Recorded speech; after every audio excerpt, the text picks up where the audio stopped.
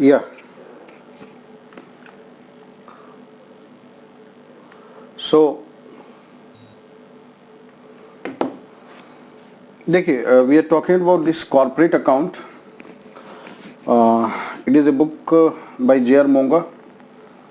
ठीक है, तो ये तो बेसिकली प्रोग्राम वाले बच्चों के लिए है, बट सेकेंड ईयर के बच्चों से काफ़ी कंप्लेन आ रही थी कि सर हमारे जो वीडियोस हैं, हमारी जो क्लासेस है वो चल नहीं पा रही है एक्चुअली, और उसकी वीडियो भी रिकॉर्ड नहीं हो रही है। तो इसलिए जो है we have started the second year series actually. Okay, तो ये बुक आपके पास होना चाहिए J.R. मोंगा का। मेरे जो अपने स्टूडेंट हैं उनके पास ऑलरेडी J.R. मोंगा की बुक है, फाइन। तो आप इस बुक को अपने पास रखें, फाइन। ऑनर्स वाले बच्चों के पास ऑनर्स वाली बुक है, प्रोग्राम वाले बच्चों के पास प्रोग्राम वाली बुक है, फाइन। देखिए फ़िलहाल अभी जो है ना, what we will try to do is that कि हम लोग क्या करेंगे अभी कि पहले हम लोग अभी कुछ ऐसे चैप्टर्स को टेकअप करेंगे जहाँ पर क्या है कि मतलब जिन चैप्टर से एक एक क्वेश्चन कंपलसरी आना ही आना है, fine. So where like the questions from दो chapters are compulsory going to come, and तो उसमें एक चैप्टर है और उसका नाम है इंटरनल रिकंस्ट्रक्शन। प्रीवियस चैप्टर से इनका कोई लिंक नहीं है basically, so it is known as your internal reconstruction. Internal reconstruction.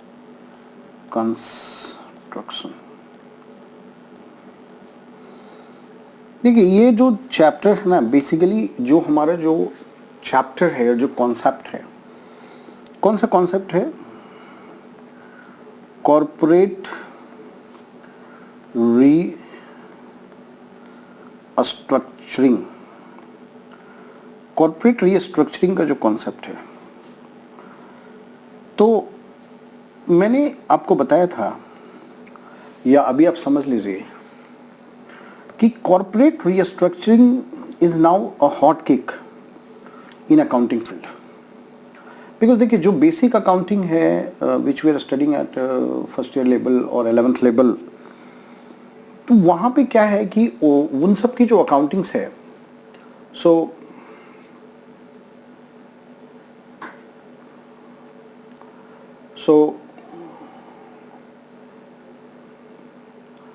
those accountings are now mostly being taken care by the softwares. Data जो है वो ऑटोमेटिक पिक हो रहा है आज के डेट में मोस्टली, या कुछ जगह पे जहाँ पे ऑटोमेटिक पिकअप नहीं है वहाँ पे we are using the Tally, BG and all, and we are feeding the data. But जो बड़े ऑर्गेनाइजेशन है वहाँ पे बार कोड से डेटा ऑटोमेटिक पिक किया जा रहा है, and with the software of ERP and all those things they have been managed, and most of the accounting, basic accounting are being done over there. तो main आपके पास जब जो corporate accounting है, ऐसा नहीं कि जो फर्स्ट ईयर में आपने अकाउंटिंग पढ़ा है वो प्रैक्टिकल में कम यूज़ हो रहा है, it has also got much of use. But देखिए आज के डेट में जो मैक्सिमम बिजनेसेस है ना, they are run by corporates. ये मल्टीनेशनल कॉर्पोरेशंस का जो ऑर्गेनाइजेशन है, और ये जो इन्वेस्टमेंट्स का जो आज के डेट में जो कॉन्सेप्ट्स आया है, ऐसे सिचुएशंस में most of the businesses are run by corporates. So either the small businesses are becoming big businesses and big businesses are becoming corporates, or the corporates are becoming the big corporate actually, or they are tying up with somebody, they are investing somewhere, they are acquiring somewhere, there is a holding company, there is a subsidiary company. So a lot of concepts are now with the corporate sectors are happening.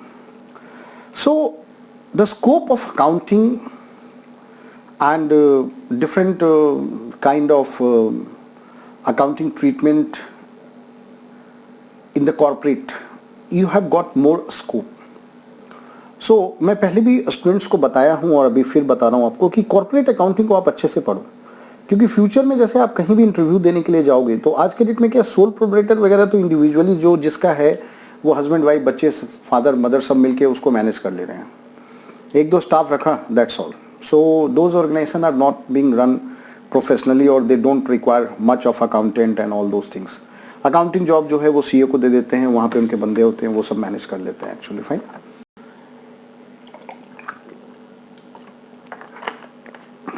Firms which are being run like a partnership firm, you have some scope over there. But mainly आप आज के date में अगर आप interview देने जाएंगे या job prospects आप ढूंढेंगे तो you have got more job prospects in the corporate sector actually. So इसलिए कॉर्पोरेट अकाउंटिंग के जो चैप्टर्स हैं, starting from issue of share to ending with the cash flows, अगर इसके सारे चैप्टर्स को आप अच्छे तरीके से पढ़ लेते हैं तो ये it has got more use in the practical industry also. So देखिए कॉर्पोरेट रिस्ट्रक्चरिंग में आपके पास देखिए 2 चैप्टर हैं. एक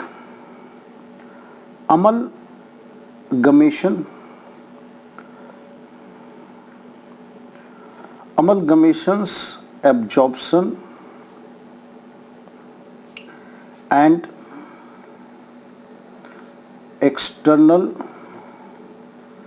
reconstruction of business. Now see what is happening. और ये आज के डेट में मैं बता रहा हूँ ना, हॉट केक है. If you know the complete accounting process of amalgamation of companies, including the accounting treatment, accounting the reporting standards, accounting the IFRS, as well as you have the knowledge of the taxation provisions also. You have got huge market value, and definitely for this you need to do some professional course also to become specialized. Just only on the basis of BCom you might not be having more demand in these fields, because corporates normally give this kind of big work to professionals. So with this you have to do some professional course also. That would be like enhance your prospect of your getting the work and job. So what is the meaning of amalgamation? When a company A Limited and when a company B Limited, when they merge and form a new company, this is called AB Limited. And I told you in the concept of the international business and globalization of the business and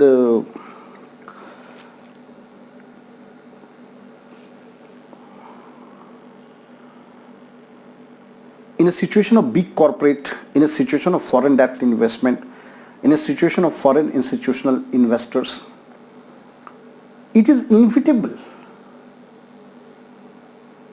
Some of the companies are flourishing, some of the companies are becoming bankrupt due to their bad financial planning, due to their bad management, due to their bad marketability, due to their some uncontrollable situations, due to shifting of the market to different kind of product and different kind of strategy, due to consumer shifting of the consumer interest, and a lot of factors are there. So some companies are becoming sick, some companies needing the support of some other companies, some companies wants to merge with some other companies, some corporates are absorbing some other companies, some are merging, some are going for external reconstruction, some are going for internal reconstruction. It's a hotcake business and it is inevitable, happening throughout the world on daily basis. So there are two companies and both companies are big companies, or both companies are having the same kind of financial conditions, and none of the companies gets to be sold out. Means A also want the future presence and B also want the future presence. It's not about a big and a small. It's about that none of the companies wants to lose their existence. Both want the presence in the future corporates also, and due to the market conditions, due to the business situations, merging is inevitable, means they have to merge also. Because unless and until they merge, they won't be able to survive. I will give you the real example. When the Jio was launched in India, there was a company called Vodafone Limited and then Idea Limited. Jio invested almost 4 lakhs crores rupees in India, and these companies were having almost exposure of investment of in between 90,000 crores to 1 lakhs rupees. Now when the Jio came with all these free plans, pan-India plans, with 4G license in the all facet of doing the telecommunication business, digital business, DTH business, all kind of communication business. So they realized that if they go and want to fight with Jio, if they go and fight individually, they won't be able to do it, and they were not having that much funds to scale the Idea Limited or Vodafone Limited to the level of Jio. So what they proposed, they made a company, they merged and they made a company called Vodafone Idea Limited. Vodafone Idea Limited. You see, the corporate has been merged, but still when we talk about the brand, Vodafone is managing their brand separate, Idea is managing the brand separate, and some of the, like maybe some enterprises, businesses, they might be doing it together. That possibilities are also there. But they merged, and Vodafone got 42% approximately in this amalgamation. Idea got almost 30% approximately, and rest of left for the shareholders. So they merged, they combined the identity, they reduced their cost of doing the business. अब जहाँ पे ये लोग अब एक दूसरे के rivals थे, वहाँ पर अब ये एक दूसरे के सपोर्टर्स हो गए, तो उन्होंने एंटेना को ज्वाइंटली यूज़ करना शुरू किया. जहाँ वोडाफोन का एंटेना था उसको दोनों ने यूज़ करना सीख किया, जहाँ पे दोनों का एंटेना था वहाँ पे एक एंटेना को शिफ्ट कर दिया गया, कॉस्ट को रिड्यूस कर लिया गया, लाइसेंसिंग कॉस्ट को रिड्यूस कर लिया गया. बोले 4G लाइसेंस दोनों अलग अलग लेंगे, गवर्नमेंट को 30-40,000 करोड़ रुपीस देंगे, उसकी बजाय जो है बेटर होगा कि हम इसको जो है शेयर कर लें, और शेयर करके जो है हम इसको अपनी कॉस्ट को रिड्यूस कर लें. फाइन. तो इस तरीके से उन लोगों ने एक अराउंड 2 लाख रुपीस करोड़ की एक आइडेंटिटी बनाई, कॉस्ट को सेव किया, and they started fighting with the Jio. और कॉन्सेप्ट वही है कि चलो मिल लेते हैं और मिल के हरा देते हैं, और अगर फ्यूचर में सब कुछ सही रहा तो फिर हम, आज हमने मर्जर कर लिया, बाद में हम डिमर्जर कर लेंगे. ऐसे यूएसए में भी हुआ था जब HP limited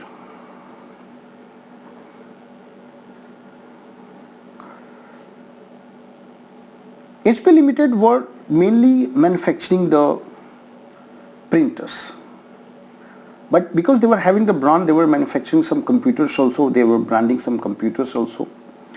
And there was a company called Compaq. Compaq was manufacturing only computers. So when the last recession come in the year 2008 in the United States of America, they decided to merge and they formed a company called HP Compaq Limited. Limited means they call LLC, Limited Liability Company. HP, they made it a combined company called HP Compaq. अब आज के date में क्या है, HP has got their own showrooms, Compaq has got their own showrooms. Then there are some showrooms where they have the combined showrooms. जितने भी industrial product की bidding है, they are doing it jointly. इसलिए आपको industrial computers आपको ऐसे दिखेंगे जहाँ पे वो ज्वाइंट ब्रांड नेम से जो है बीट करते हैं, और वो सप्लाई भी ज्वाइंट ब्रांड नेम से करते हैं. तो अगर आपको इंडस्ट्रियल कोई कंप्यूटर सेकेंड हैंड में मिलता है तो there you will be able to see that कि HP और कॉम्पैक का ज्वाइंट लोगो होता है. तो ये देखिए, ब्रांडिंग करना वो एक अलग कॉन्सेप्ट होता है, but we have to see the company. Fine. So it is also a case of merger. So like this we have so many different cases of merger you will find. But when we talk about absorption, so in a situation of absorption, the name itself permits that. Absorption means the one company is going to absorb the other. So if there is a big company, if there is a small company, so they don't want to, because if you do the merger, like you see is that when this Vodafone and Idea Limited was merged, with having investment of 42% and 37%, so they have the shareholding of 42%. So they have the board member of 42%. Yeah, their combined chairman is Aditya Birla. There is no issue. Idea is having the shares of 37%, so they have the 37% board of director content from Idea, from Aditya Birla Group. तो दोनों लोगों के share holders भी होते हैं, दोनों लोगों के जॉइंट बोर्ड ऑफ डायरेक्टर्स होते हैं. बहुत बार डिसीजंस मेकिंग्स में दोनों की बातें रखी जाती है. बहुत बार एक की बातें जो है वो दूसरे लोग उसको एक्सेप्ट नहीं करते हैं. फिर they have to come with a combined consciousness actually. तो इसमें बहुत सारी कंपनीज को ये लगता है कि भाई अब इस तरह का जो अगर हमारा बार बार मैनेजमेंट में हमारे ऑपरेशंस में अगर इस तरह की प्रॉब्लम बनी रहेगी तो हम फ्यूचर में हमें दिक्कत आएगी. तो if the big corporates are talking, if the big corporates wants, they are not interested to go for merger. They don't want to acquire the company with equity shares capital. They don't want any presence of shareholder. They don't want any presence in the board of directors. So what they do is that they offer the cash, and they offer the cash payment, and that companies are being absorbed by the previous one, the bigger companies. So you have a lot of examples when the big company acquired the small company. Like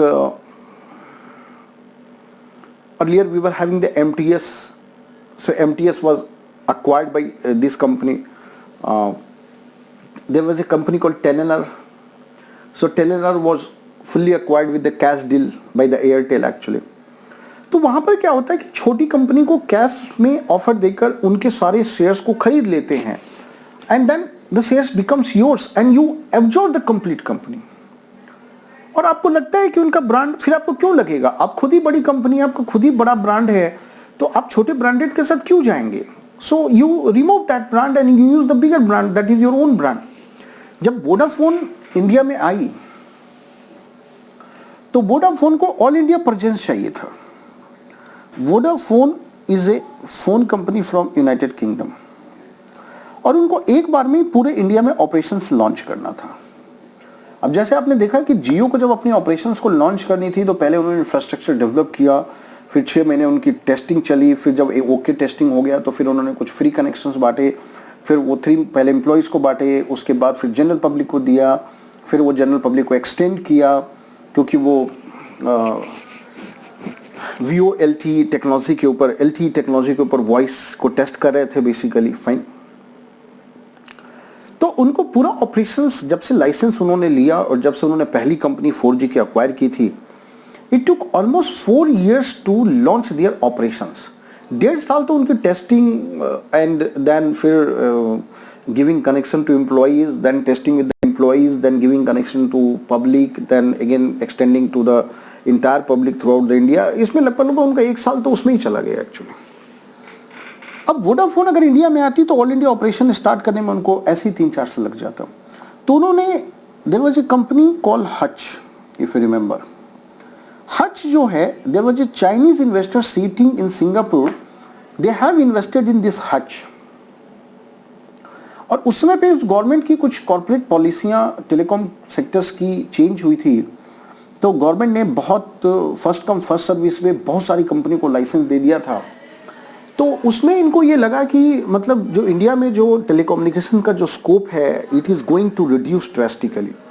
so they were finding some investor, और finally इन सब की जो dealing हुई Davos में, और वहाँ पे फिर इनका डील फाइनल हुआ और ऑलमोस्ट जो है it was finalised for $14 billion and for 76% of the their investment, क्योंकि 24% was with SR Limited तो 74% ऑफ एक्विजिशन के लिए and 26% was with SR limited, तो 74% के लिए उन्होंने $11 बिलियन दिया, बल्कि $0.5 बिलियन तो उन्होंने केवल हज के ब्रांड के लिए दिया, क्योंकि उन्होंने कहा कि मुझे हज को नहीं रन करना है, लेकिन मैं हज के ब्रांड को भी खरीद के बक्से में बंद कर दूंगा ताकि कोई दूसरा खरीद के वो खड़ा ना कर ले, पैरेलली एक हज को खड़ा ना कर ले।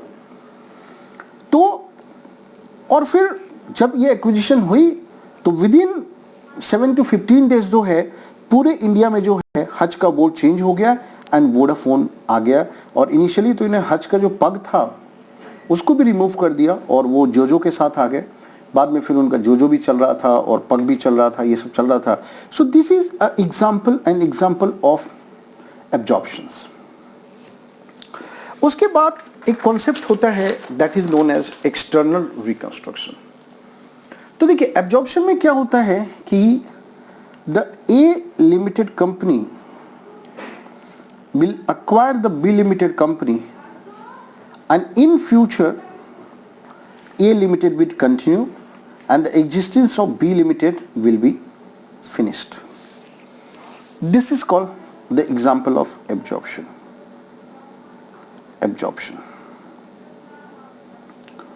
तो अमलगमेशन और एब्जॉर्प्शन बिल्कुल इंटायरली कॉर्पोरेट रिस्ट्रक्चरिंग का एक अलग कॉन्सेप्ट है। उसके बाद हम लोग आते हैं रिकंस्ट्रक्शन। रिकंस्ट्रक्शन में we don't want to merge with any company, no amalgamation.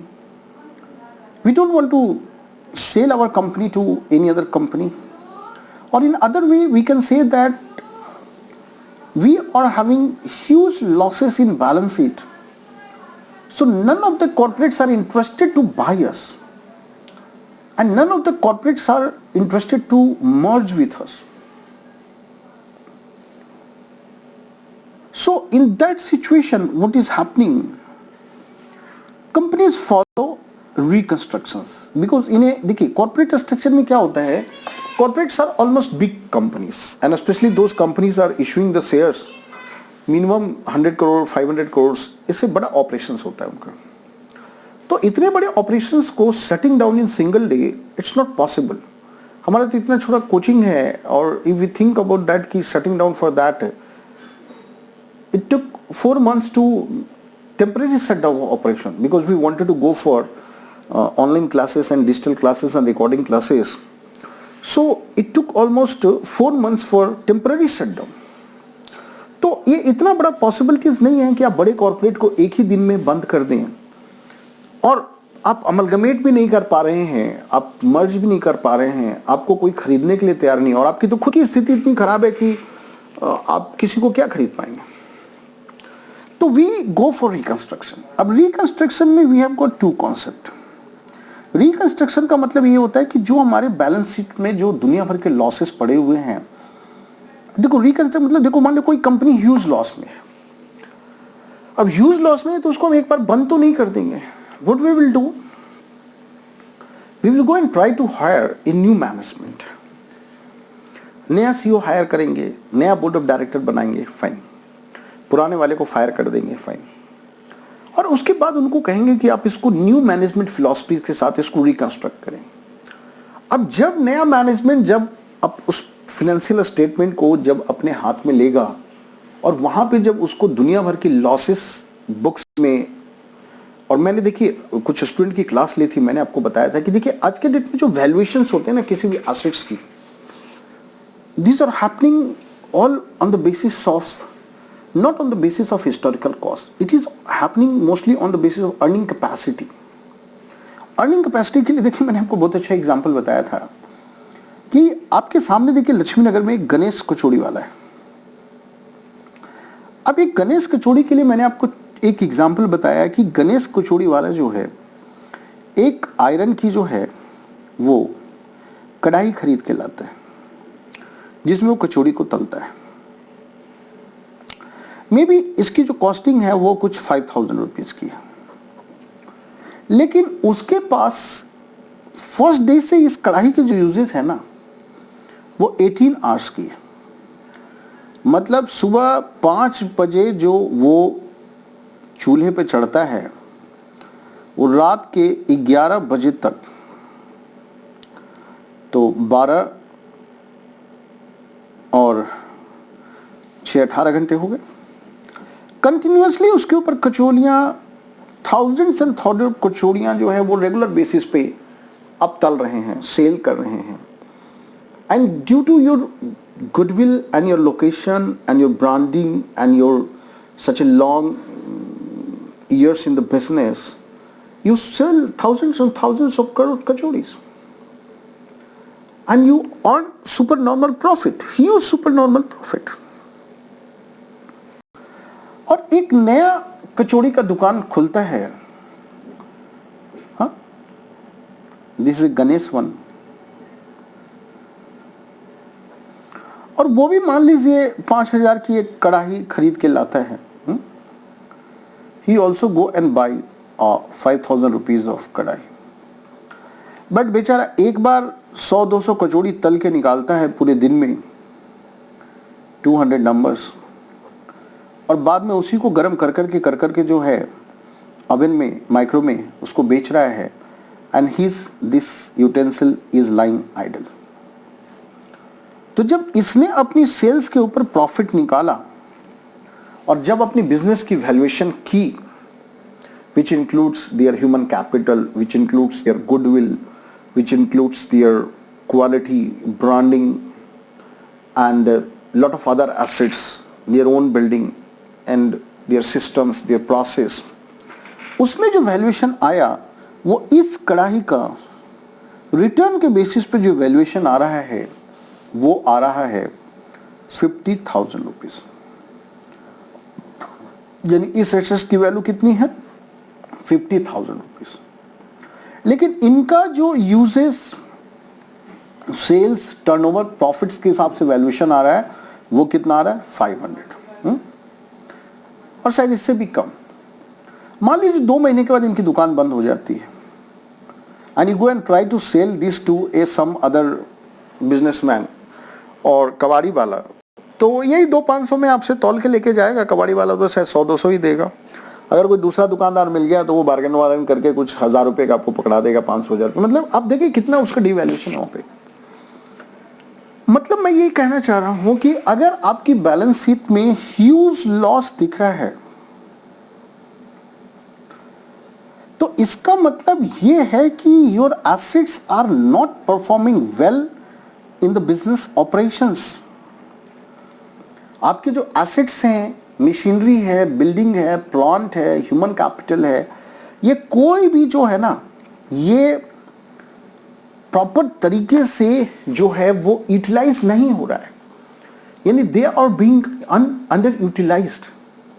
और आपने जो बुक्स में उनकी हिस्टोरिकल कॉस्ट के बेसिस पे डेप्शन माइनस करके जो आपने वैल्यूएशन कर रखी है, रियल वैल्यूएशन उससे काफ़ी कम है, क्योंकि जब उसके अर्निंग कैपेसिटी के बेसिस पे, और देखिए गोइंग कंसर्न के सिचुएशन में अगर किसी रीज़न की वजह से आप अपने बिजनेस को क्लोज डाउन करते हैं और वो एज ए गोइंग कंसर्न अगर किसी कॉर्पोरेट को सेल नहीं होता है, और even if you are selling as a going concern with huge losses, then you will lost all the bargaining power, and when the valuation will be done, तो वो valuation तो बहुत ही डिस्काउंट पे करेगा वैल्यूएशन एक्चुअली।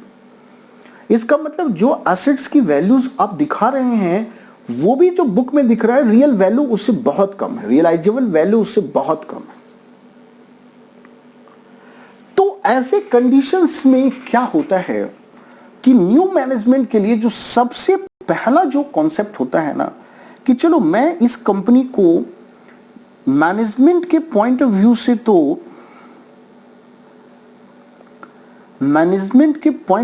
तो मैं reconstruct करूंगा, and it may take some time, but सबसे पहले हमें जो करना होगा वो फिनेंशियल रिकंस्ट्रक्शन करना होगा। क्या करना होगा? हमें फिनेंशियल रिकंस्ट्रक्शन करना होगा, क्योंकि अगर हम किसी भी नए फिनेंशियल इंस्टीट्यूशन के पास, बैंक्स के पास, अगर मैं इस अपने फाइनेंशियल स्टेटमेंट को लेके जाऊंगा तो वो देखिए क्या होता है, देखिए आप बहुत अच्छा कपड़ा पहने हैं, सब कुछ किए हैं, और जूता आपका फटा हुआ है या कोई चीज़ आपका वैसे मतलब ब्रांडेड नहीं है या अनब्रांडेड है, तो सबसे पहले जो निगेटिव चीज है ना वो लोगों को पहले दिखता है। आप पूरा बैलेंस शीट, फाइनेंशियल स्टेटमेंट उनके सामने रखेंगे, इनकम स्टेटमेंट उनके सामने रखेंगे, वो बाकी सब चीजों को बाद में देखेंगे। अब सबसे पहले उसके दिमाग में वो एक्यूमुलेटेड लॉस जाएगा and it will spoil your whole pitch. जो भी आप उनको फाइनेंशियल कंपनीज को जो आप पिच कर रहे हैं वो सबसे पहले नेगेटिव होगा। आप फाइनेंसिंग के लिए गए और आपके फाइनेंशियल स्टेटमेंट में 2 चेक बाउंसिंग लगा हुआ है, तो वो सबसे पहले ये नहीं देखा है कि कितने मिलियंस का और लाख्स का आपने ट्रांजेक्शन किया। वो सबसे पहले कहेगा अरे यार ये तो 2 चेक बाउंसिंग है, इसमें तो ये 160 रुपये कट गया, वो कट गया, ये कट गया। मतलब वो निगेटिव चीज जो है ना वो पहले दिखती है लोगों को। तो अगर आप फाइनेंशियल रिकंस्ट्रक्शन नहीं करेंगे तो न्यू सोर्स ऑफ फंडिंग आपके पास आएगी नहीं, और न्यू सोर्स ऑफ जब फंडिंग नहीं आएगी तो फिर नया मैनेजमेंट क्या करेगा? वो हवा से तो ऑपरेशंस को रिकंस्ट्रक्ट नहीं करेगा ना। वो रिकंस्ट्रक्शन के लिए उसको भी बिजनेस चाहिए, उसको भी कुछ नए तरीके से डिजाइन करने के लिए, प्रोडक्ट को डिजाइन करने के लिए, नए तरीके से मार्केटिंग, हर चीज के लिए they need some funds. Without having some funds it is very difficult for them to do the management reconstruction. It is not possible. So they need to do the financial reconstruction first. अब देखो reconstruction 2 तरह का होता है। सबसे पहला क्या है? External reconstruction. External reconstruction, what we do in the external reconstruction, कि हमारे पास जो कंपनी है वो कौन सी है? ए लिमिटेड। हमने क्या की, एक नई कंपनी फॉर्म की, ए 2020 लिमिटेड, और इसने ए लिमिटेड को क्या किया? अक्वायर कर लिया, और इसमें इसकी हमने अकाउंटिंग कर दी, और इसने इसको एब्जॉर्ब कर लिया। और जब हमने इसकी अकाउंटिंग यहां पर ट्रांसफर की, something like accounting like absorption, तो हमने उस समय पे ये जितने भी लॉसेस है, जो reduction in the value of assets है, जो एक्यूमुलेटेड लॉसेस है, जो हमारे पास इंटेंजिबल एसेट्स है जिसकी वैल्यू 0 हो गई है, जो हमारे पास फिक्टिशियस एसेट्स हैं, उन सब को हम रिमूव करके क्लीन कर देते हैं। और इसकी जो अकाउंटिंग होती है ना वो एग्जैक्टली सेम लाइक एब्जॉर्प्शन होती है। इसीलिए एक्सटर्नल रिकंस्ट्रक्शन के चैप्टर को अमलगमेशन एंड एब्जॉर्प्शन के साथ ही पढ़ाया जाता है।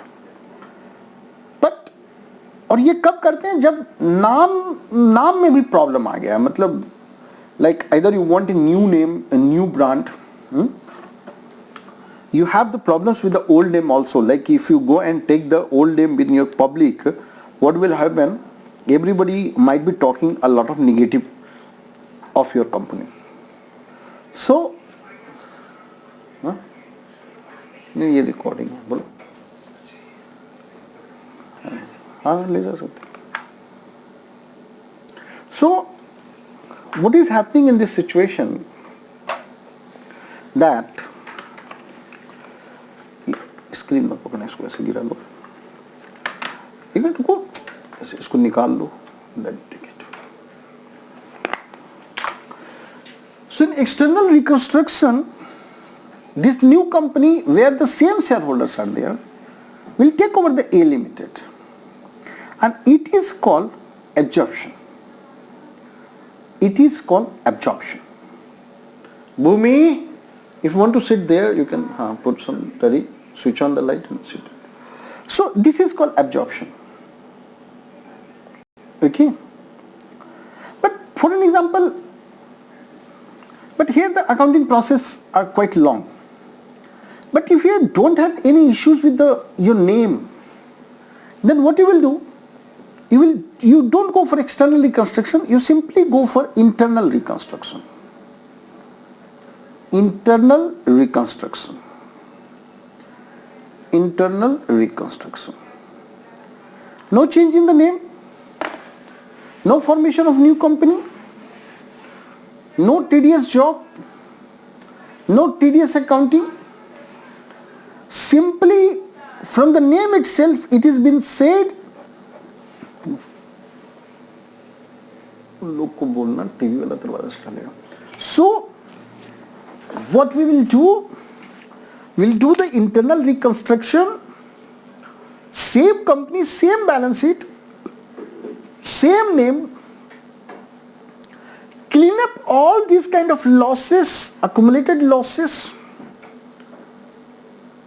fictitious losses, intangible assets whose values has become zero,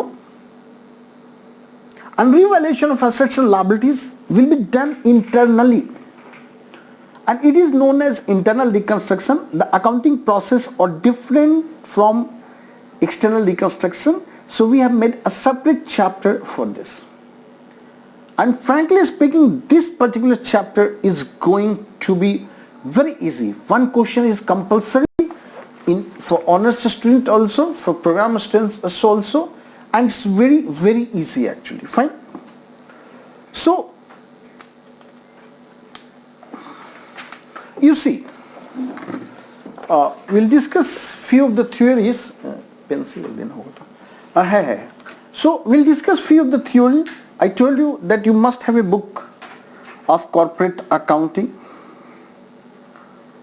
by J.R. Munger. My video is not substitute for this book. Okay, fine.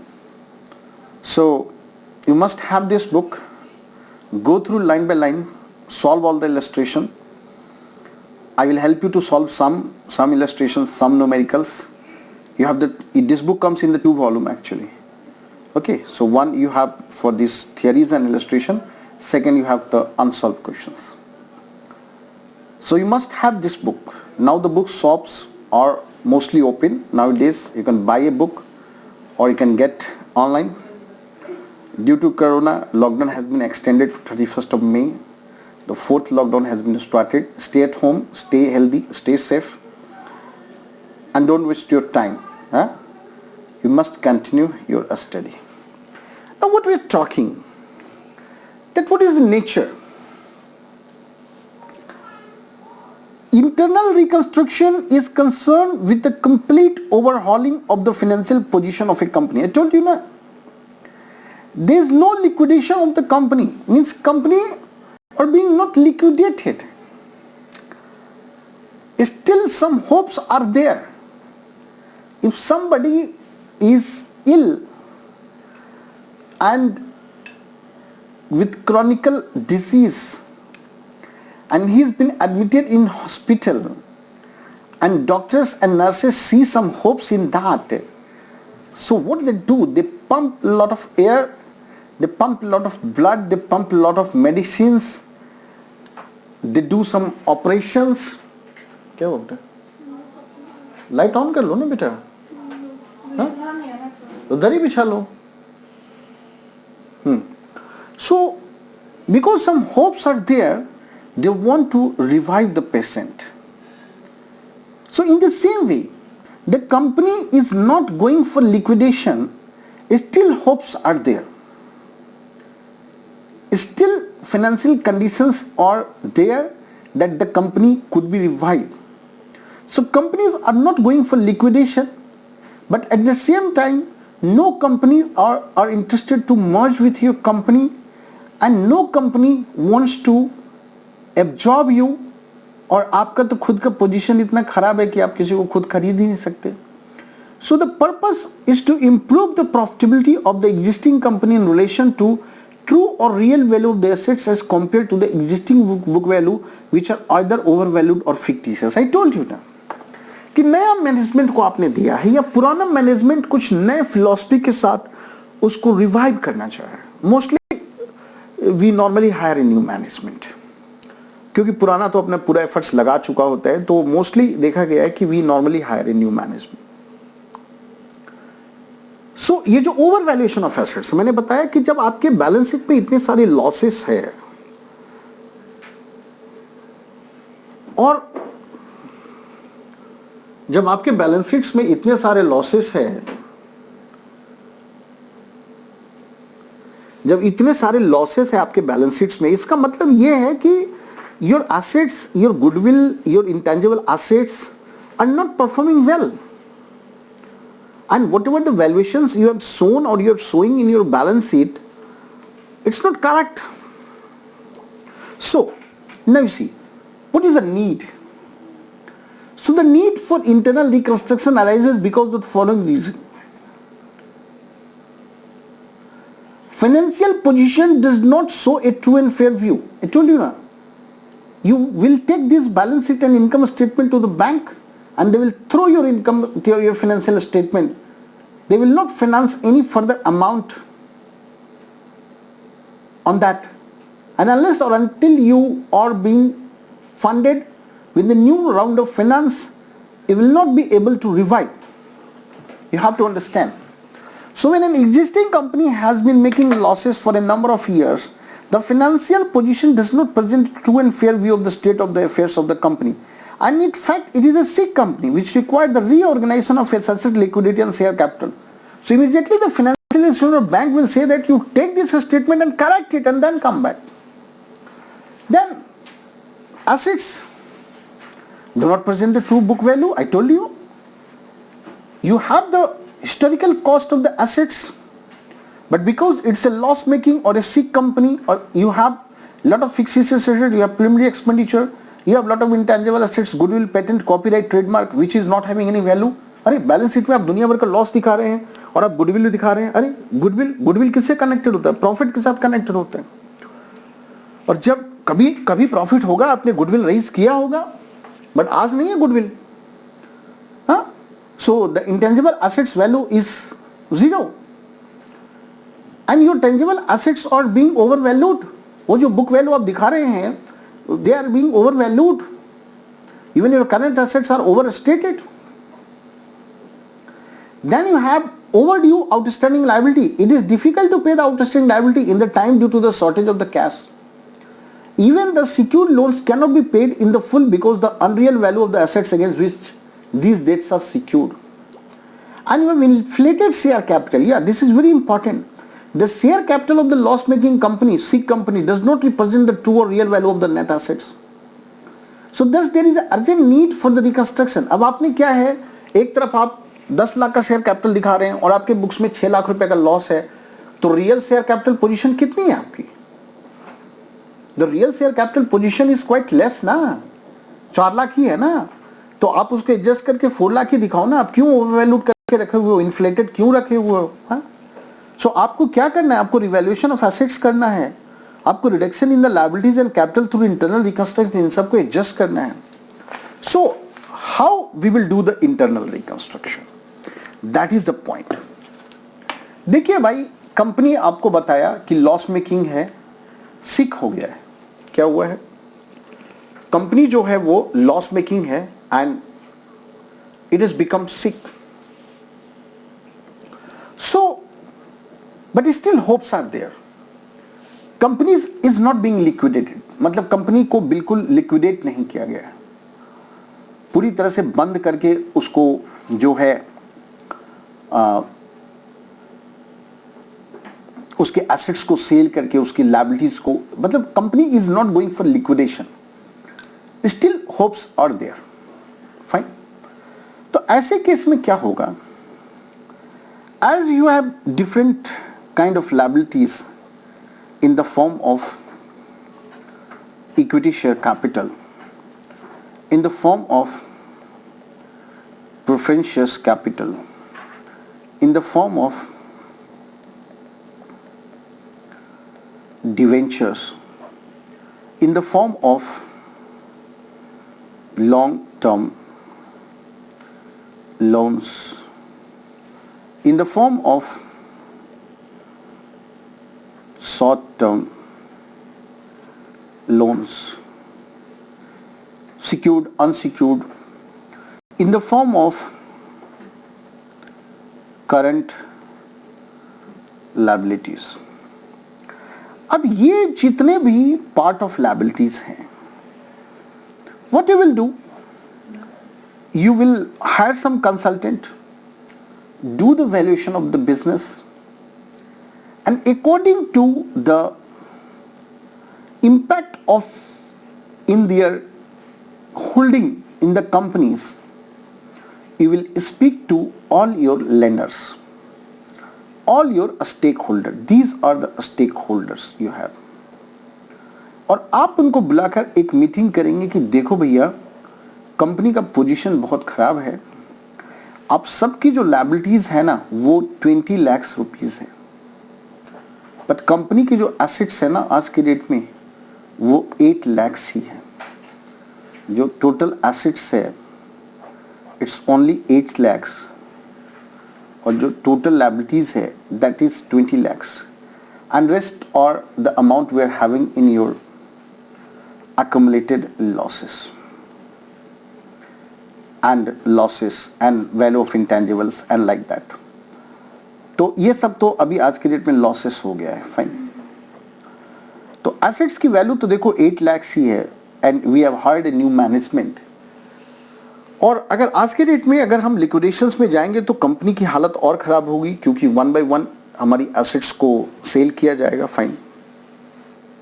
और ये 1 by 1 जब एसेट्स को सेल किया जाएगा, अगर ये गोइंग कंसर्न सेल होता है तो we might be able to realise some value, but अगर ये 1 by 1 सेल होगा तो we do not know that कौन सी एसेट्स का मार्केट में क्या वैल्यू मिले, कौन सा स्क्रैप में सेल हो. और वहाँ से फिर अगर कुछ रियलाइज होता है तो first it will go to the secured, then it will go to the unsecured, then like first it will go to the secured, then it will go to the preferential capital and उसके हिसाब से फिर ये जाएगा. और इसमें फिर अब किसको क्या मिलेगा नहीं मिलेगा we are not sure. And the fact is that कि whatever the holding you have, your holding is now carrying only 40% of the value. So we have the one option that you all stake holder must relinquish some part of your value, and it is valued by our financial consultants. And the report says like this, that the equity shareholder will leave the maximum portion because they are the real shareholders, they are the ordinary shareholders. Some portion will be left by the preference share capital in the form of their share capital or in the form of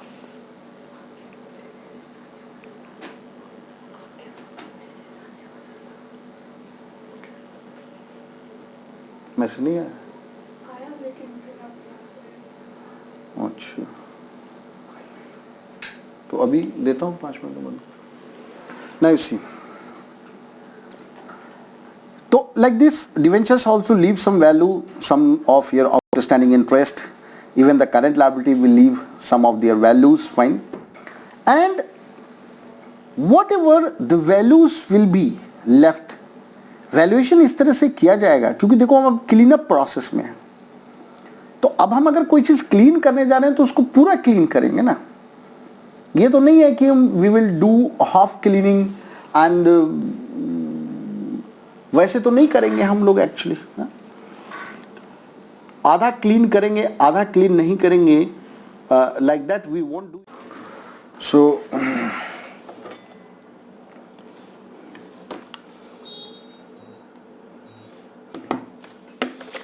yeah,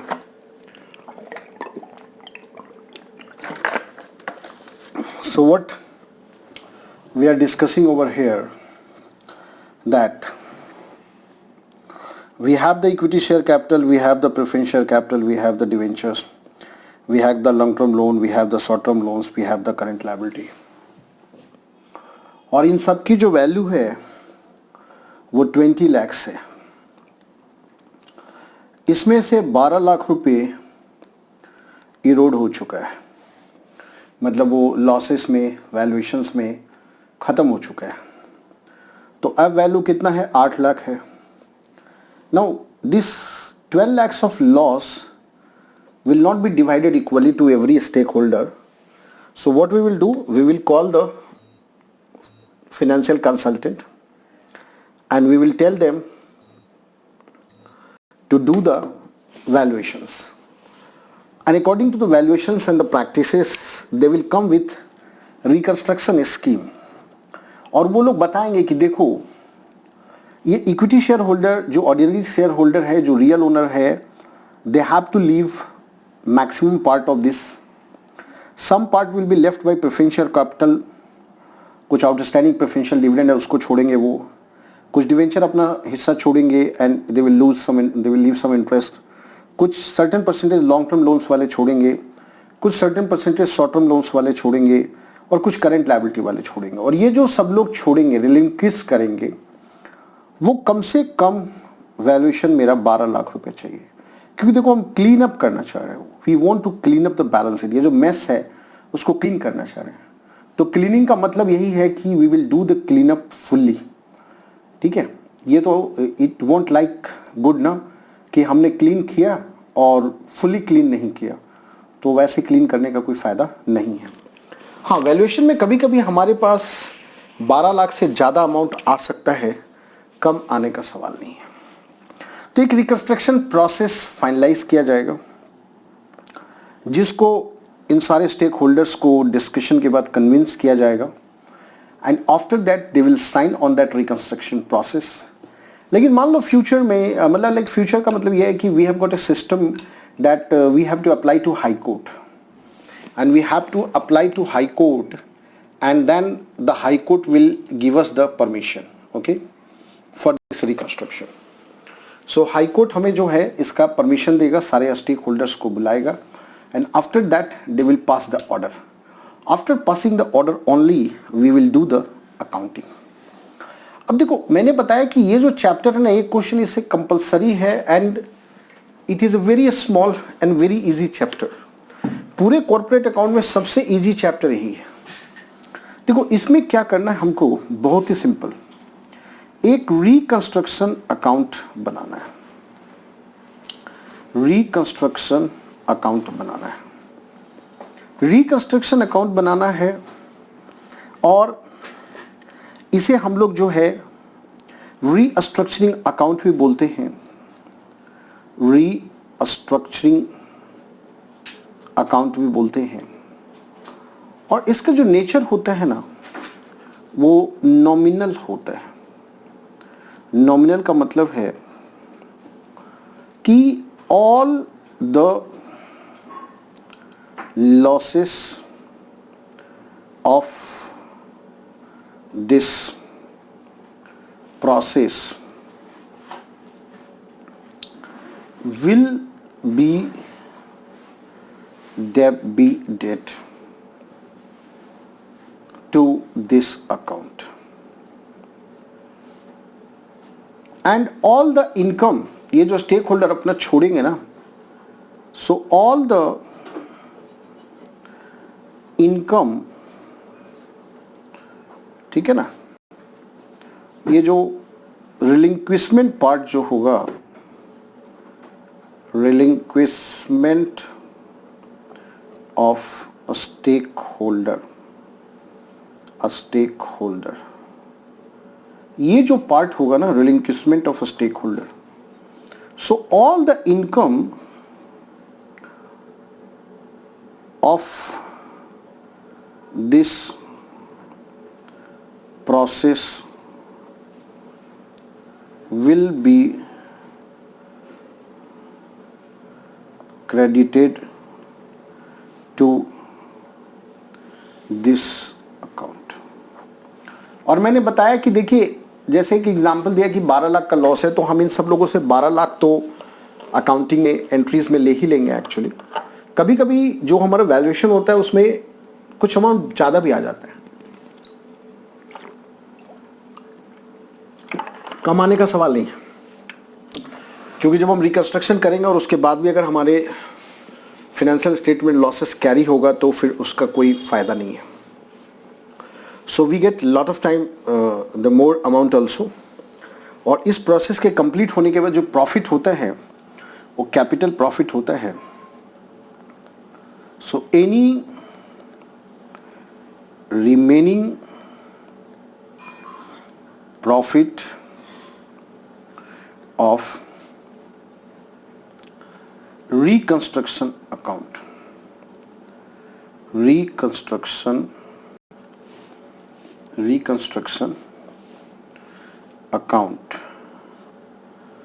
will be transferred to capital reserve. तो ये जो होता है ना profit, उसे हम क्या करते हैं, what we do, we transfer it to the capital reserve. हम इसे क्या करते हैं, फाइन, इसे हम जो है ना वो कैपिटल रिजर्व में ट्रांसफर कर देते हैं। Okay, so we transfer it to the capital reserve.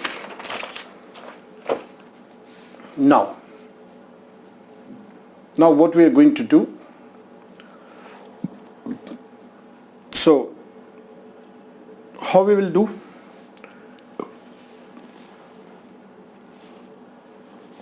तो देखिए इसको जो अकाउंटिंग करना है वो क्या करना है, first we will collect all the profits. First we will collect all the profits.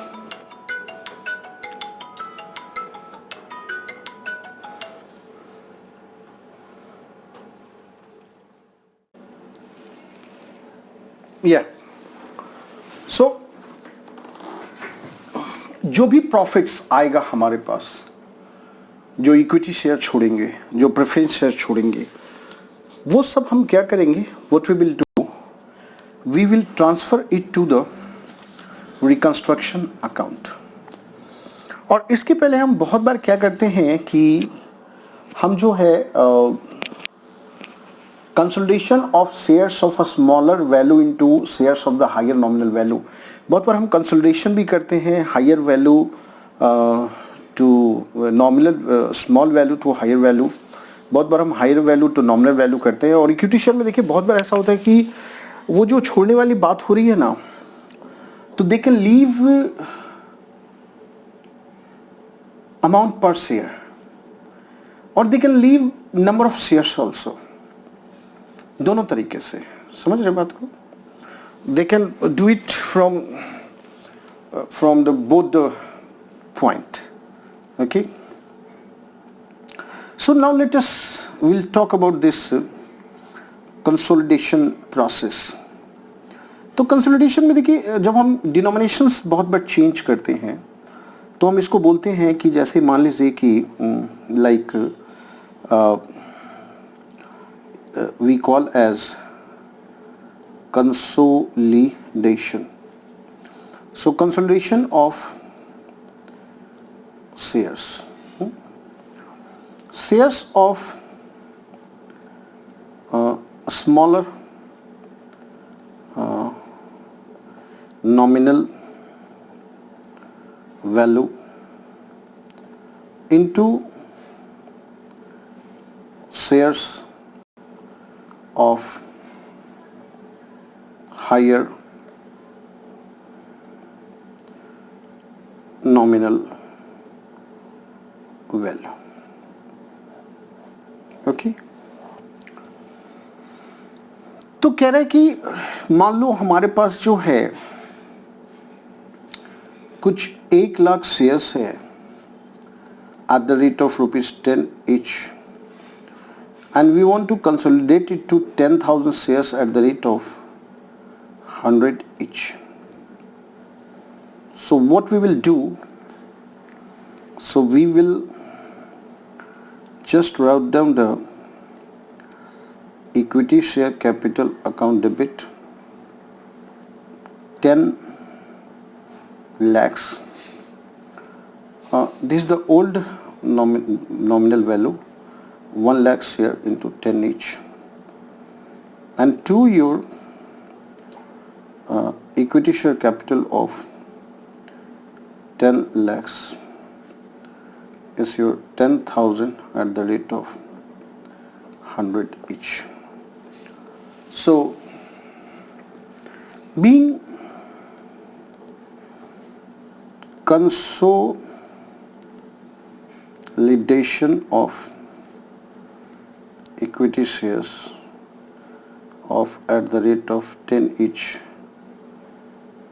into 100 rupees each shares. Okay, now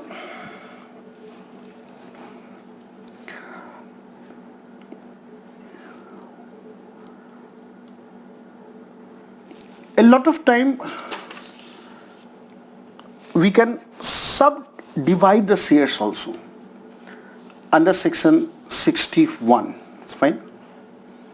So we can do the subdivision of equity shares also. जैसे हमने consolidation किया वैसे हम sub division of equity shares भी कर सकते हैं कि मान लीजिए हमारे पास जो है वो 1 लाख इक्विटी शेयर्स है 10 रुपीज ईच का and we want to convert it to 2 lakh shares at the rate of 5 each. So we have got is your equity share capital account debit 10 lakh is your 1 lakh share at the rate of 10 each, and to your equity share capital of 10 lakh so 2 lakh shares at the rate of 5 each. So being sub division of equity share capital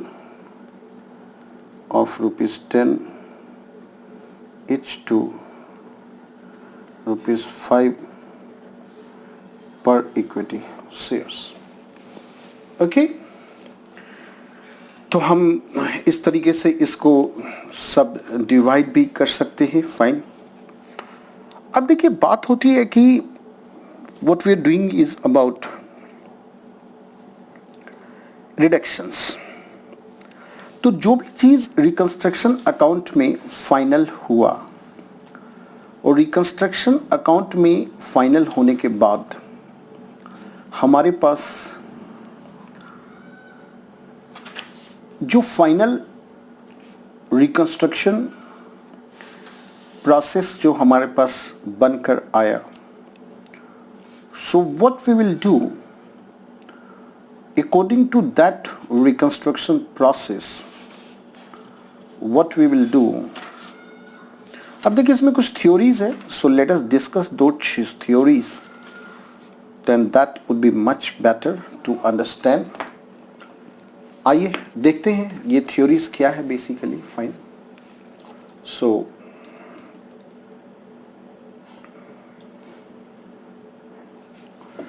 या तो देखिए ये theories हमारे पास वही कह रहा है कि सबसे पहले बात कह रहा है अल्टरेशन ऑफ शेयर कैपिटल की. Issue of new share capital as a part of alteration of share capital, company में increase share capital by issuing new shares. The following accounting entries are made assuming that full amount is payable on applications. So मतलब देखिए क्या होता है, बहुत बार हम reconstruction तो कर ही रहे हैं, but for getting some further money we issue new equity shares also. Sometimes after the completion of reconstruction process we do, sometimes हम उसके पहले भी करते हैं. तो जो भी हम फ्रेश इशू करेंगे उसके लिए हम क्या एंट्री करेंगे. और ये देखिए मैंने बताया जे.आर. मोंगा बुक है आपका, अगर आपके पास जे.आर. मोंगा बुक है तो ये सब थ्योरीज आपके पास अवेलेबल होगी. देखिए यहाँ पर एक जो है हमारे पास जो है डिस्टिंक्शंस भी है, इसकी थ्योरीज आप तैयार कर सकते हैं कि क्या डिफरेंस है इंटरनल रिकंस्ट्रक्शन और एक्सटर्नल रिकंस्ट्रक्शन में. कह रहे देखिए it involve the internal overhauling और रीऑर्गेनाइजेशन. बोला था ना आपको कि हम इसको इंटरनली क्लीन अप करते हैं. क्या करते हैं? We do the internal cleaning up. So what we do the internal cleaning up, overhauling. लेकिन इसमें हम क्या करते हैं कि जो पुरानी वाली कंपनी है उसको लिक्विडेट कर देते हैं और एक न्यू कंपनी बनाते हैं, और दोनों में शेयर होल्डर सेम होते हैं. और न्यू कंपनी क्या करती है, पुरानी कंपनी को टेक ओवर करती है, तो उसकी अकाउंटिंग एब्जॉर्प्शन जैसी होती है. The existing company is not liquidated और वाउंड अप। सेम नाम सेम कंपनी कंटिन्यूड होता है, बस इंटरनली हम उसको क्लीन अप करके हम ये प्रोसेस को कंप्लीट करते हैं। बट यहाँ पे क्या होता है, जो एग्जिस्टिंग कंपनी है वो पूरी लिक्विडेट हो जाता है, वाउंड अप हो जाता है। No new company is form, only right of the share holders and creditors are change. क्योंकि जो शेयर होल्डर अपनी वैल्यूज़ को रिलिंक्विश करते हैं, नंबर ऑफ शेयर्स को रिलिंक्विश करते हैं, उससे उनका थोड़ा राइट्स चेंज हो जाता है। यहाँ पर राइट्स चेंज होता है बट एक न्यू कंपनी फॉर्म होकर होता है। उसके बाद it is not involve to take over of the business, it involve the take over of the business. मतलब सेम बिजनेस है, वो नया कंपनी पुराने वाले को टेक ओवर कर रहा है। मतलब ये कोई एब्जॉर्प्शन वाला चीज़ नहीं है। एब्जॉर्प्शन जैसा लगता है, इसकी अकाउंटिंग उसके जैसी होती है, बट वो एक ही बिजनेस है। वो नाम वाम चेंज होके अभी वो एक नया नाम में चला जाता है। जैसे पहले ए लिमिटेड था तो अभी ये 2000 लिमिटेड 2020 लिमिटेड हो गया, या कोई दूसरा नाम था उसी को एक दूसरे नाम ने उसको टेक ओवर कर लिया, समझिए ना, नया नाम बना दिया। तो बिजनेस सेम ही होता है बट वो अकाउंटिंग में ऐसा लग रहा है कि वो टेक ओवर कर रहा है। It may involve the issue of fresh share capital, consolidation, सब डिविजन्स वगैरह, ये सब होगा। यहाँ पर ये सब लिक्विडेशन में होता है और वो जो नया कंपनी है ना, वो नए रेट से कम नंबर ऑफ शेयर होल्डर्स को इशू कर देती है। Now there is certain reductions of share capital and sometimes outside liability like creditors and debenture holders may to reduce their claim. But यहाँ पे क्या होता है, there is no reduction of the shares capital, in fact there is a fresh shares. मतलब reduction तो हो रहा है, समझ रहे बात को। मतलब आपका 10 रुपये का शेयर था तो अब 5 ही रुपये का मिलेगा, 2 ही का मिलेगा। या पहले 1 लाख शेयर था तो 20,000 ही शेयर मिलेगा। बट वो ऐसा प्रोसेस होगा कि वो नया कंपनी आपको 20,000 शेयर ही देगी, समझ रहे बात को। हो वही चीज़ रहा है बट वो क्या है कि वो उस कंपनी में रिडक्शन नहीं दिख रहा है, बट वो नया कंपनी आपको रिड्यूस वैल्यू ऑफ शेयर दे रही है। इंटरनल रिकंस्ट्रक्शन जो है वो 1660 से 6 कंपनीज एक्ट गवर्न करता है। External reconstruction is regulated by 319 of the companies act. Fine, तो ये आप जो कंपनीज लॉ आप पढ़ेंगे वहाँ पे ये सब चीज़ें आप पढ़ेंगे डिटेल्स में। फाइन, अब यहाँ पर क्या हुआ कि बहुत बार मैंने आपको बताया कि for getting some money what we do, we fresh issue the share capital. Fine, हमने कंसोलिडेट किया, 10 रुपये के शेयर को 100 रुपया कर दिया। फाइन, और बाद में हमने क्या किया, फाइन देखिए कि जैसे मान लीजिए यहाँ पे क्या हुआ, 50,000 इक्विटी शेयर्स था। इस दूसरे वाले केस में क्या हुआ कि 50,000 इक्विटी शेयर्स था, ठीक है। तो ये पहले जो था वो क्या था कि 50,000 इक्विटी शेयर्स था, 50,000 इक्विटी शेयर्स था 10 ईच का, 7 रुपीज़ पर शेयर वॉज पेड अप था, ठीक है ना। तो टोटल वैल्यू 3.5 लाख थी। तो हमने इसको क्या किया, 10 रुपीज़ में कंसोलिडेट कर दिया और वो 35,000 इक्विटी शेयर्स में 3,50,000 को हमने वो कर दिया, समझ रहे बात को। बाद में फिर इसको 100 रुपीज़ में कंसोलिडेट भी कर दिया। तो इस तरह से भी कंसोलिडेशन होता है, समझ गए। बहुत बार कह रहा है कि what we do, conversion of fully paid shares into stock also, it means all or any of its fully paid shares may be converted into 1 unit of stock. For example 5,000 equity share of 10 is 50,000 है, तो हम उसको क्या करेंगे, एक single stock value में उसको हम क्या करेंगे, कन्वर्ट कर देंगे, समझ गए। नाउ फिर हमारे पास क्या है कि like we have the like reconversion of a stock into fully paid shares. It means 50,000 equity stocks may be converted into 500 equity shares of 100 years. The accounting entry would be equity stock account 50,000 and equity share capital account is a 50,000. फिर क्या कहता है, section 71 जो है वो sub division की बात करता है। मैंने आपको एंट्री सब डिवीजन की दिखा दी है। फाइन, अब फिर इसमें क्या है कि बहुत बार क्या होता है, changes in the share holding rights. जैसे प्रेफरेंस शेयर वाले का क्या करते हैं हम लोग, राइट्स बदल देते हैं। राइट्स बदलने का मतलब क्या हुआ कि what we do is that, fine, कि हमारे पास जो है वो 9% का पहले प्रेफरेंस शेयर्स था, बाद में उनको 7% में हमने कन्वर्ट कर दिया, समझ गए। ये 9% का क्यूमुलेटिव प्रेफरेंस शेयर था, उसको हमने 9% नॉन क्यूमुलेटिव प्रेफरेंस शेयर्स में कन्वर्ट कर दिया, ठीक है। अब देखिए उसके बाद क्या होता है, reduction of share capital. Fine, so reduction of share capital में क्या कह रहा है, Under Section 66 of the Companies Act 2030 lays down the procedure in respect of the reduction of share capital. The capital reduction may be take place in more than one way, hence the accounting treatment is not the same in each case as explained below. देखिए कह रहे हैं कि reducing the liability in respect of uncalled or unpaid amount. When the uncalled amount of the share capital is reduced or completely cancelled, the shareholder are exempted from paying the amount to that extent. And to record this fact, the following entry would be sufficient. So share capital partly paid up account debit to share capital fully paid up account. Reducing by refunding the excess capital. It may not be possible for the company to utilize the whole of the capital possessed by it. Thus, the company may refund the excess capital to its member, and the relevant accounting entries are as under. Share capital account debit to sundry shareholder account and shareholder account debit to bank account. So in such a case, the share capital of the company would be reduced by the amount refunded. Then we have the reducing the paid up capital. Fine. तो ये सब देखिए कुछ provisions है जिसको अभी आप पढ़ सकते हैं, बुक्स आपके पास होना चाहिए. फाइन, ठीक है. उसके बाद देखिए हमारे पास क्या है, अब ये देखिए जब शेयर कैपिटल रिड्यूस करेंगे हम लोग तो क्या करेंगे, जो भी प्रॉफिट्स अराइज होगा उससे उसको हम क्या करेंगे. अब ये जो भी देखिए हमने क्या किया, 100 रुपये का शेयर को हमने 10 रुपये बना दिया, तो पर शेयर 90 रुपये हो गया. नंबर ऑफ शेयर से मल्टीप्लाई कर देंगे, शेयर कैपिटल को डेबिट कर देंगे, रिकंस्ट्रक्शन अकाउंट को क्रेडिट कर देंगे.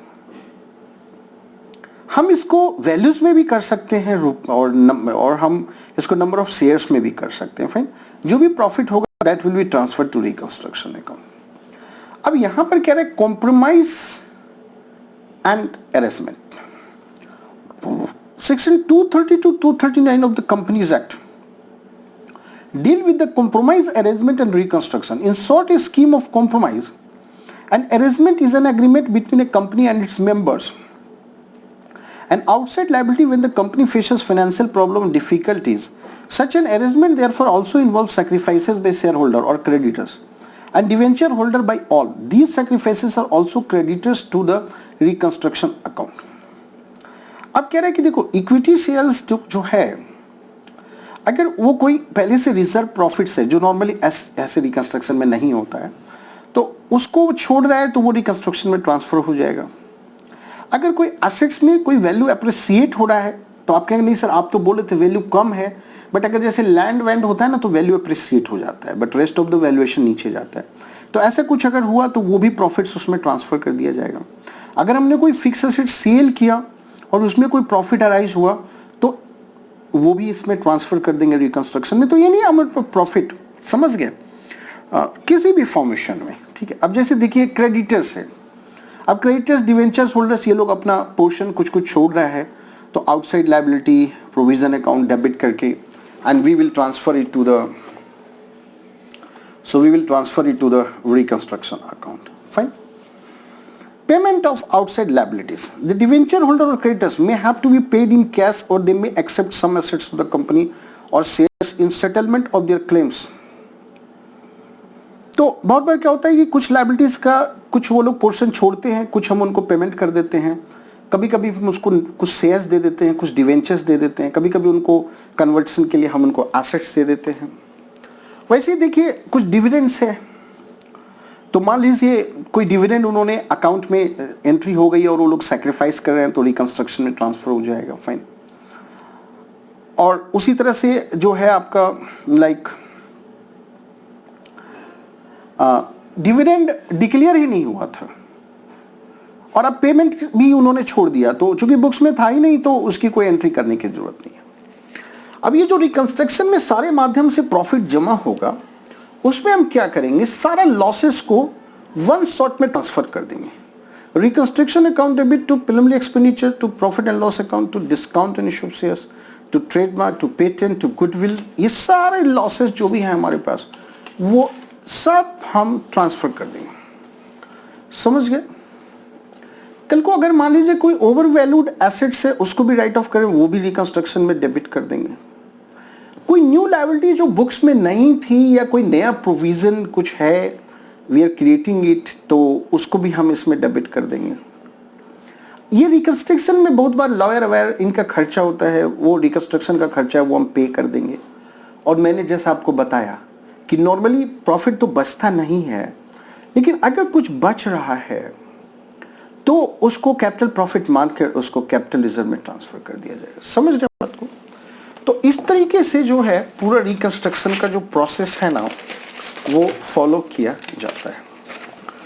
तो एंट्री आपने देख ही लिया, अभी एक बार आपको जो है उसकी एंट्री जो है दोबारा आपको जो है बताते हैं, सो दैट कि जो चीज़ें हैं वो ज़्यादा क्लियर हो जाए आपका। फाइन, तो बताया आपको, फाइन क्या बताया, तो फर्स्ट पॉइंट आपको क्या बताया कि portion of equity shares capital relinquished. तो portion of equity shares capital अगर रिलिंक्विस्ट हुआ तो क्या हुआ यहाँ पर? फाइन, तो वो किसी भी फॉर्म में होगा, नंबर ऑफ शेयर्स के फॉर्म में होगा या वैल्यू रिडक्शन के फॉर्म में होगा। So equity shares capital account debit to reconstruction account. So being value of equity shares capital has been reduced. In the same way you will do it for the preference share. So I think better ये आपने वहाँ देख ही लिया, तो मैं आपको देखिए reconstruction account का फॉर्मेट बता देता हूँ। देखिए रिकंस्ट्रक्शन अकाउंट का फॉर्मेट क्या है। सो रिकंस्ट्रक्शन अकाउंट क्या फॉर्मेट है इसका? भाई ये नॉमिनल अकाउंट है। क्या है ये? It is a nominal account and it is a nominal account। और इस प्रोसेस में जो भी प्रॉफिट होगा वो ज़्यादातर स्टेक होल्डर के छोड़ने से होगा। So by your equity share capital account क्या होगा? Reduction in paid up value, reduction in paid up value, then by your debentures account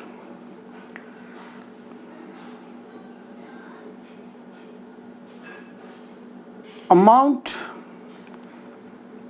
of reduction जितना भी डिवेंचर की वैल्यू में रिड्यूस हुआ,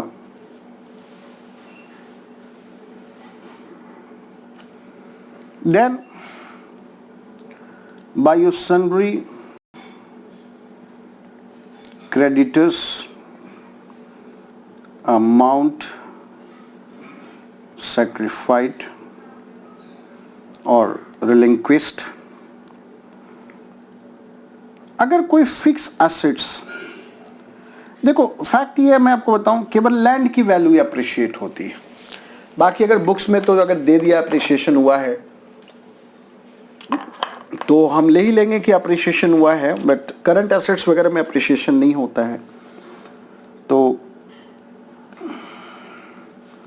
increase in the value, then कोई unrecorded assets है and we have sold it, so bank account unrecorded assets है तो वो भी आ गया। और देखिए यहाँ पे रिजर्व दे रहे हैं तो, बट रिजर्व लगभग नहीं होता है, क्योंकि क्या होता है लॉस मेकिंग कंपनीज होती है, रिकंस्ट्रक्शन ऐसे ही कॉरपोरेशंस को लगती है। प्रॉफिट मेकिंग वगैरह जहाँ पे अच्छे रिजर्व्स हैं वहाँ पे इसकी कोई ज़रूरत नहीं है बेसिकली, आप समझ रहे हैं। बट चलिए अगर कुछ पहले से रिजर्व्स वगैरह बना रखा है, बट क्वेश्चन में आपको कम दिखेगा, तो वो भी इसमें ट्रांसफर कर दिया जाएगा।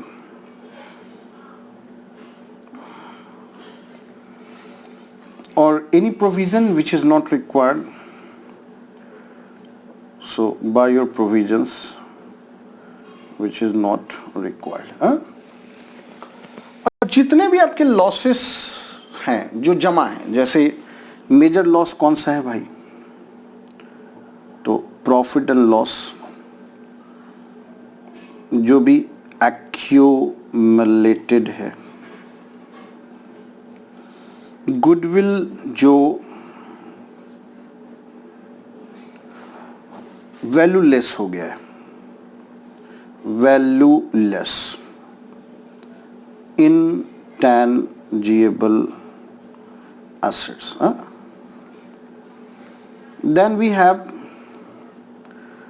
preliminary expenses. Then we have discount on issue of shares. ये सब जो है, जो फिक्टिशियस एसेट्स के फॉर्म में आपके बुक्स में पड़े हुए हैं, जो आप राइट ऑफ्स नहीं कर पाए, fine. Fix assets over valued था, टू योर फिक्स एसेट्स, ये शेयर्स वाला भी आएगा, डिवेंचर्स वाला भी आएगा। फिक्स एसेट्स जो ओवर वैल्यूड था, so reduction in the value to current assets,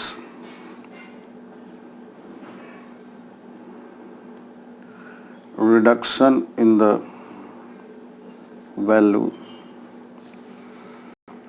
and if you paid any kind of like any liabilities, you have paid some amount to bank account, unrecorded liabilities, kind of thing. Any kind of reconstruction expenses, book में तो बहुत कुछ दिया हुआ है, but वो सब आता नहीं है, रिकंस्ट्रक्शन एक्सपेंडिचर। और मैंने आपको बताया कि देखो इस प्रोसेस में लॉस नहीं होगा, क्योंकि ये प्रोसेस इस तरीके से डिज़ाइन किया जाता है कि either you will have some profit और लॉस नहीं होगा। तो इफ यू हैव, या तो ये दोनों बराबर हो जाएंगे, और अगर प्रॉफिट है तो to your capital reserve balancing figure transfer. So this is what we are going to put it into the reconstruction account. समझ गए? अब देखिए क्या है कि we need to see few questions to understand this, to do this, to complete this. तो और इसमें देखिए question will start from the balance sheet and will finish with the balance sheet. So I would definitely suggest you कि balance sheet के format को आप एक बार recap कर लें, और मैं भी कोशिश करूंगा कि एक वीडियो बनाकर आपको जो है बैलेंस शीट को रिकैप करवा दिया जाए। समझ गए? अब देखिए यहां पर क्या हो रहा है बेसिकली कि ये इलस्ट्रेशन 1 है, and they have given you a balance sheet as on 31st of March of 2017. You have share capital 60,000, equity share of 10 each. You have preference share capital, you have reserve and surplus minus balance, means you have loss. You have long term borrowings, you have trade creditors and all. In asset side you have intangibles, you have inventory, trade receivables, cash, you have preliminary expenditure unamortized. So, a scheme of reconstruction has been agreed among the shareholder and creditors and approved the code with the following silent features. क्या क्या चीज approve होकर आया? Equity shares to be reduce to 3 rupees each fully paid.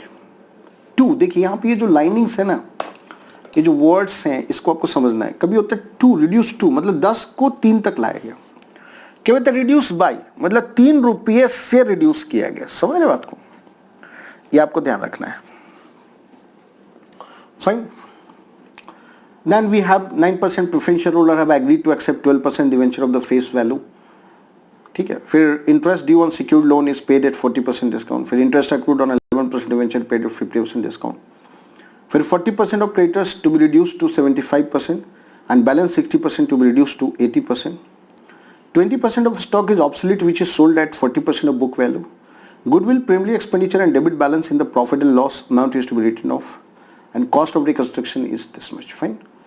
तो आप इसको पढ़ ले, देख लेंगे आप, ठीक है ना। अभी मैं जरा बेसिक का आपको वीडियो आज अपलोड कर देता हूँ। फाइन।